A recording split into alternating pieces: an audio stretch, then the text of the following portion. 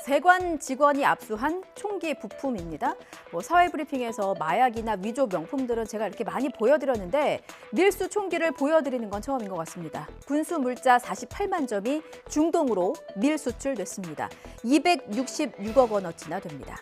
부품 하나하나가 다 경쟁력을 갖고 있는 기술인데 그 종류만도 1000가지가 넘습니다. 아끼고 보호에도 모자를 파네 유명 방산업체에서 20여 년 몸담았던 퇴사자가 팔아치웠다고 합니다. 퇴사할 때 부품이나 장비의 설계도 실험 자료들을 싹 빼간 거죠. 그대로 베껴서 허가도 받지 않고 팔아넘겼습니다. 업체는 퇴사자가 영업 비밀을 빼돌렸다면서 경찰에 고소했습니다. 김종호 기자입니다. 세관 직원이 압수한 총기 부품을 조립합니다. 애초 국내 유명 방위산업체가 생산해 중동국가 국영방산업체에 정식 수출하던 건데 해당 부품은 다른 업체가 베껴 만들어 밀수출했습니다. 퇴사하면서 설계 도면, 실험 자료를 개인 이메일을 통하여 유출시켰고 그 유출된 자료를 바탕으로 중동국가 국영방산업체에는 더 저렴하게 원하는 대로 부품을 공급하겠다고 접근해 거래가 시작됐습니다.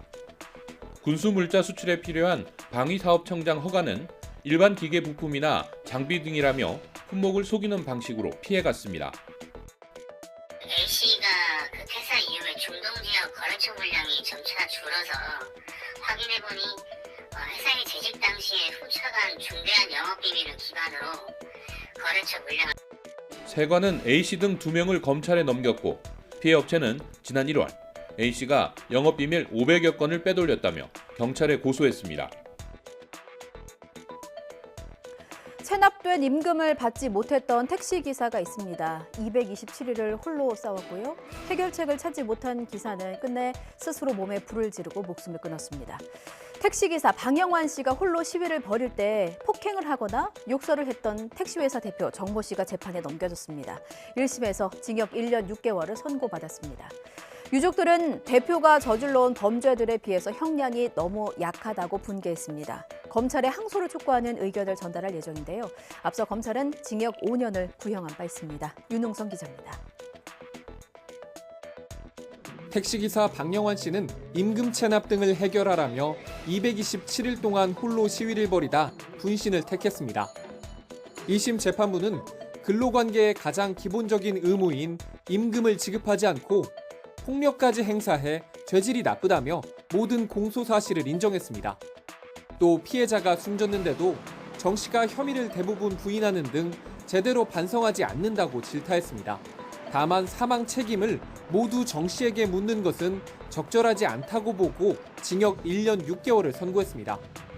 유족과 동료들은 즉각 반발했습니다.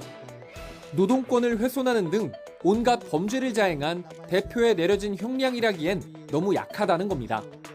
지나치게 가벼운 판결이 아닌가라는 말씀을 드리지 않을 수 없습니다. 헌법에는 노동 3권을 보장해야 된다고 되어 있지만 해송운수에서는 그것이 목숨을 걸어야 되는 일이 되었습니다. 이런 형이라도 저희 아버지가 살아계실 때 어느 기관 하나 이런 판결을 내려줬다라면 절대로 그런 극단적인 선택은 하지 않으셨을 텐데 한편으로는 많이 아쉬운 마음입니다. 유튜브나 인스타그램 등 SNS를 즐겨보시는 분들 중에 YTN의 공식 채널이 아닌 곳에서 YTN 뉴스 많이 보셨을 겁니다. YTN을 포함해서 각 방송사들의 뉴스 영상도 쉽게 접하곤 합니다. 조회수를 높여서 수익을 얻기 위한 목적으로 혹은 사업을 홍보하기 위한 목적으로 뉴스 영상을 가져다 쓰는 사람들이 많은데요. 이거 다 불법입니다. 출처를 적으면 되지 않나 하실 텐데 출처를 표시해도 저작권에 어긋나서 소송에 휘말릴 수 있습니다. 권준수 기자입니다. 이달 초 국산 LPG 트럭의 리콜 사실을 전달하는 뉴스 영상입니다. YTN 뉴스를 틀어놓은 것 같지만 사실 이 영상을 올린 건 자동차를 판매하는 직원의 계정입니다. 조회수는 2만 5천 회가 넘는데 아무 편집 절차 없이 2분 40초간 영상을 그대로 사용했습니다. 뉴스가 끝나자 자신의 명함을 올려놓고 영업 홍보 목적으로 사용한 것으로 보입니다. 100만 명이 넘는 구독자를 가진 유튜버도 본인 영상 속에서 YTN 뉴스를 편집 과정 없이 썼습니다. 뒤늦게 유튜브에 신고된 뒤에야 일부 영상을 삭제 조치했습니다.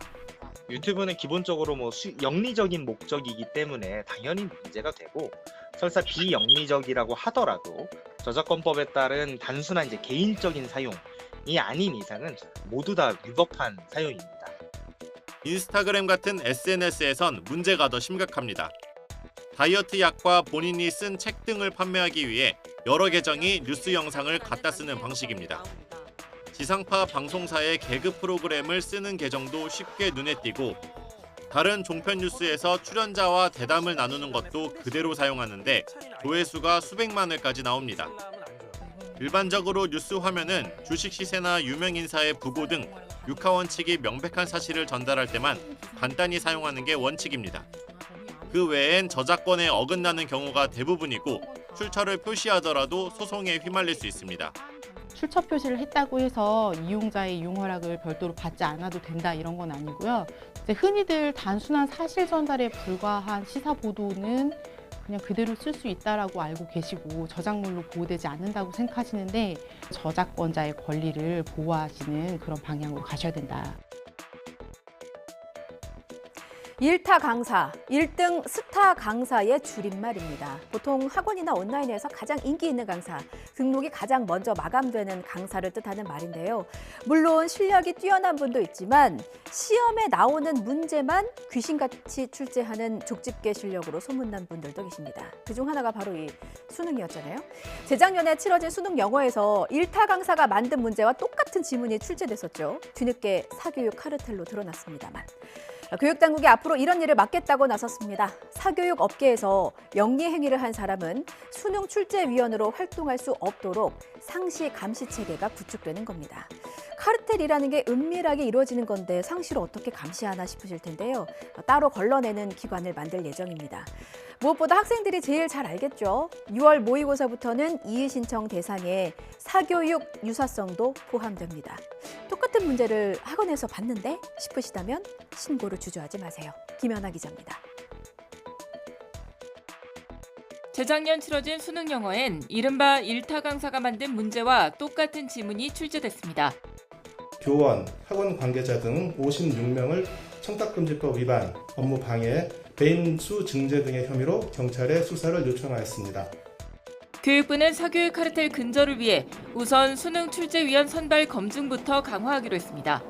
강화된 검증을 통과한 출제진을 5배수 무작위 선발하고 출제 참여 시 소득 증빙 서류를 받아 사교육에서 돈을 받은 이력이 있는지 검증합니다. 평가원에는 출제위원 관리기관을 신설해 사교육 영리 행위 여부를 상시 점검합니다. 또 수능 직전까지 사교육 문제지와 사설 모의고사를 확보해 검토하고 수능 출제 점검위원회가 유사성 검증도 맡습니다. 문제 관련 이의 신청 대상에 사교육 연관성도 추가됐습니다. 출제위원회 사교육 영리 행위가 적발되거나 출제 문항과 사교육 문제 연관성이 높은 경우엔 수사 의뢰나 고발도 검토할 계획입니다. 출제 문항과 문항의 어떤 난이도는 별개의 문제입니다. 공교육 과정 내에서 출제한다 하더라도 문항은 변별을 위해서 이렇게 어렵게 난이도를 어렵게 구성할 수도 있고. 평가원은 특히 올해 의대 정원으로 실력 좋은 N수생이 역대급 증가할 것도 고려할 예정이라서 지난해에 이어 올해도 변별력 높은 수능이 될 가능성이 커졌다는 분석입니다.